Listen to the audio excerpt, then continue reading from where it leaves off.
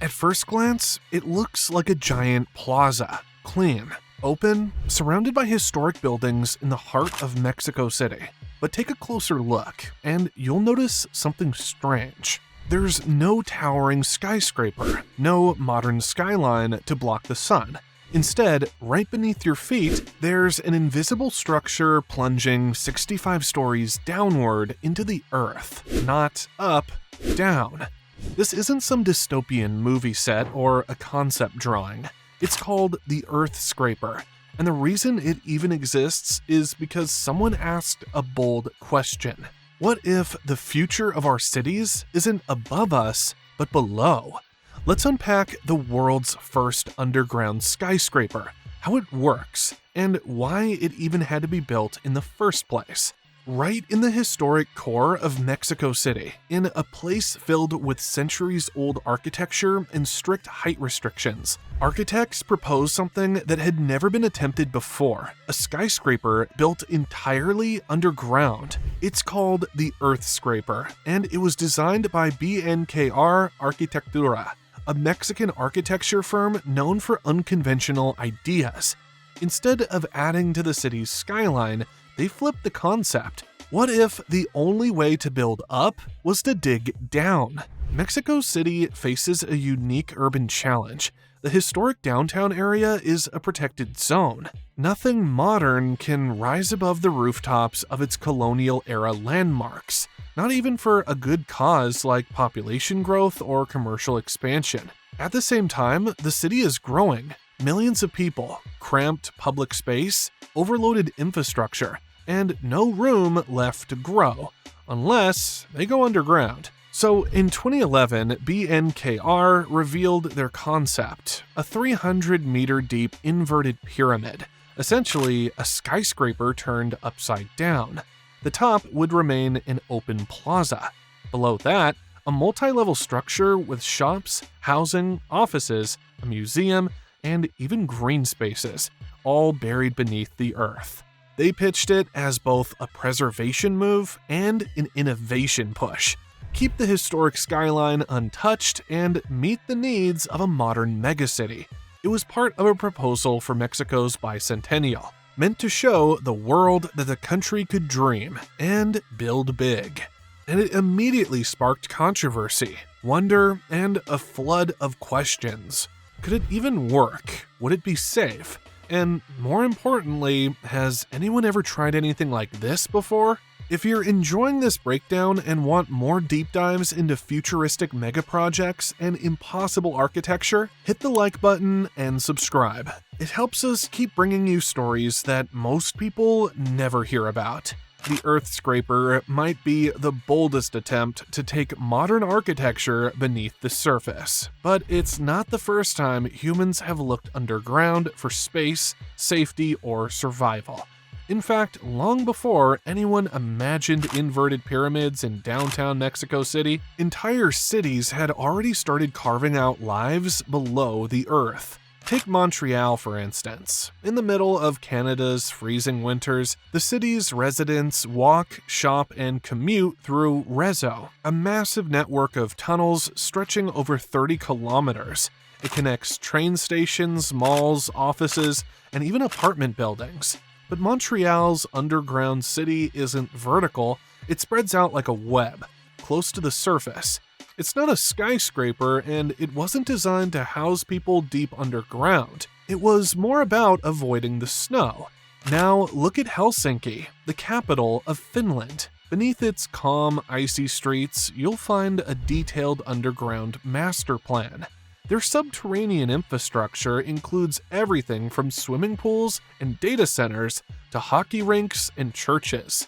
The Finnish government deliberately pushed this underground strategy for resilience and to keep surface land free for nature and housing. But again, these are shallow, horizontal developments. Still, they showed the world that building downward could be smart and efficient. Meanwhile, in Beijing, there's an entire ghost-like city underground. Dug during the Cold War in the 1960s and 70s, Beijing's underground city was built to shelter millions in case of nuclear war. It never saw full use, but the tunnels are still there, a reminder that building below wasn't always about design. Sometimes it was pure survival. Then there's Tokyo, one of the most densely populated places on Earth. Its metro stations are stacked several layers deep. Some department stores go 5 or 6 floors below ground, with entire food courts and supermarkets hidden from the skyline. But Japan's use of underground space is rooted in necessity: earthquakes, limited land, and endless crowds. What makes the Earthscraper different is its vertical ambition. It doesn't just use the underground like a basement, it tries to recreate the experience of an above-ground high-rise, layer by layer, going deeper instead of taller. It's not just another tunnel system or fallout shelter. It's a reimagined skyscraper, flipped upside down and dropped straight into the ground. That level of engineering hadn't really been attempted before, and the biggest question still remained: how do you make the bottom of a pit feel alive? You start with 2 things humans need most: light and air. Building underground means cutting off 2 of the most basic elements that make any building feel livable: sunlight and fresh air. For the Earthscraper, these weren't small design details. They were the 2 biggest problems standing between concept and reality. After all, nobody wants to live, work, or shop in a space that feels like a sealed bunker. So how did the designers plan to make a 65-story deep hole feel open and breathable? The first solution was light. Instead of relying entirely on artificial bulbs, the architects proposed a massive central light shaft that would funnel natural daylight deep into the structure. Think of it like a vertical window, wide at the top, narrowing as it goes down, lined with reflective materials to bounce light as far as possible. It's similar to how some ancient civilizations designed sunken courtyards to stay cool and lit.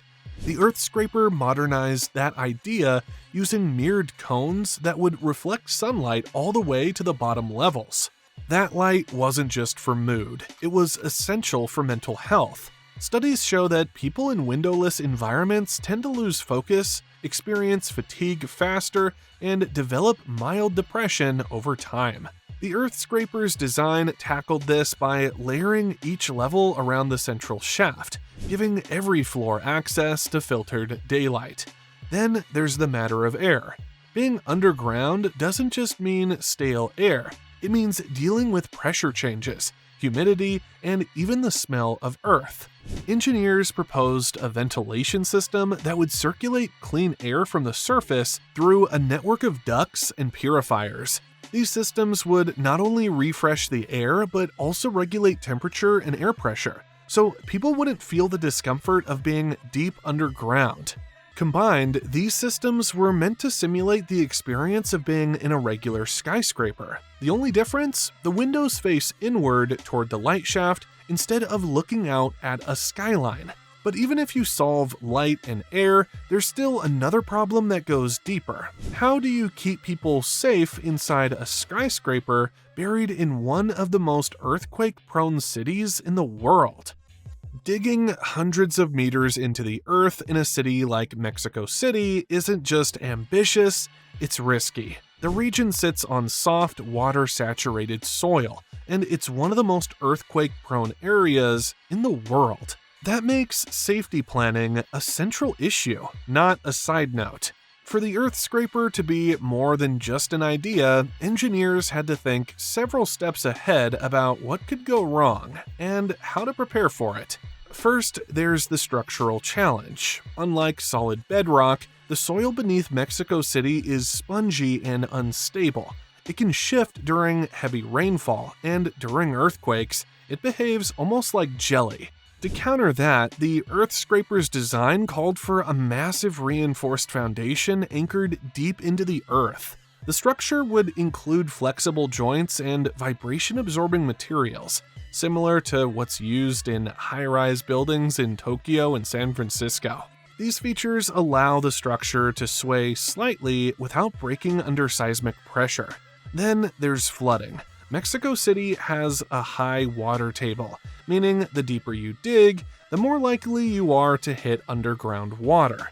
To prevent water intrusion, the Earthscraper would require multiple layers of waterproof barriers, sump systems, and emergency drainage channels. These would need constant maintenance to function during heavy rains or emergencies. But structural integrity isn't the only concern. Evacuation and human psychology are just as important. In case of fire or earthquake, getting hundreds of people out of a 65-story deep pit isn't easy. That's why the plan included multiple stairwells, vertical lifts, and emergency exits spaced across different levels.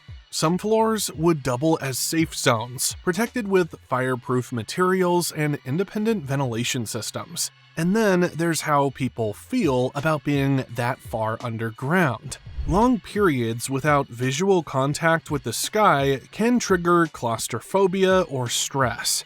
To offset this, the design included wide open atrium-style levels. Calming natural materials and even green spaces simulated parks that give the illusion of being outdoors. In short, the goal wasn't just to build safely, it was to make people forget they were underground at all. But while blueprints can explain ideas, nothing helps the imagination more than seeing what it would actually look like. Because the Earthscraper was never physically built, most of what we know about it comes from detailed simulations, 3D models, and renderings released by BNKR Arquitectura. But those images do more than just show us what could be. They let us step into a vision of what living underground might actually feel like. At street level, you'd see nothing unusual. That's part of the genius. The open space in Mexico City's Central Plaza remains untouched. No skyscraper casting shadows, no glass towers disrupting the skyline. Instead, there's a glass-covered void, a square opening that forms the top of the central light shaft. It blends into the plaza, almost like a public art installation. But look closely and you'll see straight down, through layers of glass and light, into the heart of the Earthscraper. Inside, the structure unfolds like an inverted pyramid, with levels built around a widening core. The topmost floors, closest to the surface, are designated for public and commercial use. There's space for shops, restaurants, and offices, all arranged in circular bands around the central shaft. Because the light pours in from above and bounces off reflective surfaces, the upper levels feel bright and spacious. As you go deeper, the functions shift. The mid-levels were planned for housing, with compact but modern apartment layouts. The architects proposed that even the deepest residential areas would get natural light, thanks to tiered designs and smart reflectors. And the lowest section? A cultural museum dedicated to Mexico's history, buried like a time capsule deep below the city that shaped it. Renderings show lush green walkways, open communal areas, and glass elevators rising and falling inside the core. It's not dark, it's not cramped. If anything, it looks peaceful, like a high-tech utopia carved into the ground. These visuals are what made people pause. They turned a wild concept into something people could picture. Still, images are only part of the story. To bring a vision like this to life, you need more than drawings. You need architects, engineers, approval from governments, and most importantly, funding. So who actually stood behind this idea? And how close did it come to becoming real? The Earthscraper wasn't just a design fantasy pulled from a science fiction movie. It was a serious concept proposed by BNKR Arquitectura, a forward-thinking Mexican architecture firm led by Esteban Suarez. In 2011, as Mexico was preparing to celebrate its 200th year of independence, the government launched a public call for bold ideas that could reshape the country's future. BNKR submitted the Earthscraper, not just as a visual statement, but as a real solution to Mexico City's growing problems. Their pitch struck a nerve. It addressed three major issues at once: the need for more space, the the protection of historic buildings, and the desire for iconic development that didn't destroy the character of the city. But from the beginning, the Earthscraper was more provocative vision than greenlit project. It sparked conversation and admiration around the world, but it never moved past the proposal phase. The main barrier? Funding and feasibility. The Earthscraper would have cost hundreds of millions of dollars, possibly more, depending on how deep it ultimately went. And unlike traditional skyscrapers, which often bring in high returns from luxury apartments or office leases, the Earthscraper's unusual layout and public space focus made it harder to attract private investors. BNKR proposed the project as a public-private partnership, hoping that government backing would give it stability while private capital fueled construction. But bureaucracy in Mexico's historic zones is slow and rigid. Officials worried about legal hurdles, construction risk, and backlash from preservationists. No official permits were ever granted, and no major funding commitments were secured. In the end, the Earthscraper became more of a thought experiment, an architectural challenge that dared planners to think differently. It didn't rise, or rather descend, but it did start a conversation, and that conversation grew louder as cities everywhere started looking for ways to build underground. While the Earthscraper may have stayed on paper, the idea behind it has already taken root in other cities facing similar pressures. Around the world, the underground is no longer just for parking lots, train stations, or storage. It's being viewed as the next frontier for urban development, especially in places where space is limited. Populations are growing, and climate change is making above-ground construction more vulnerable.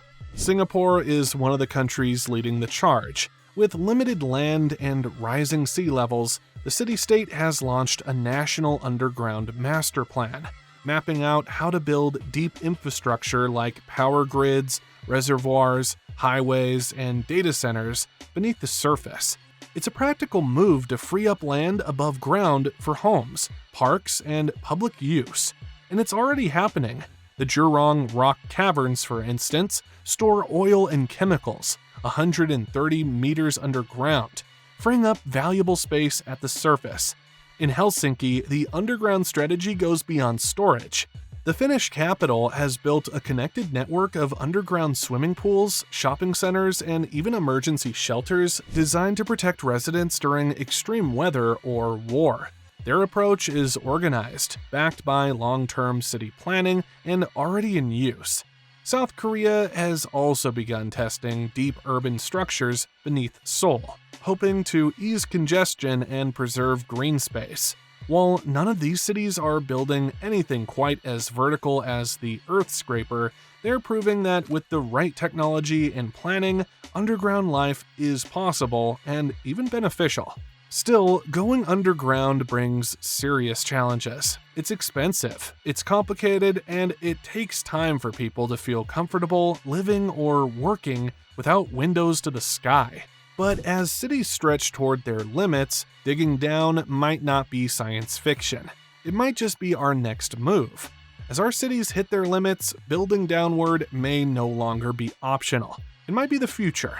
By the way, I booked my last trip to Cancun for half the usual price, and no, I'm not gatekeeping. I used Expedia, and I've dropped my affiliate link below so you can get the same deals. No extra cost to you, just real savings. Also, I'm really grateful for your time and attention. I spend hours curating the best information I can and presenting it in a way that's actually watchable. If you found this valuable, consider buying me a coffee. It helps me stay caffeinated and keep making content like this. Next up, inside India's $3.8 billion mega project. Don't miss it.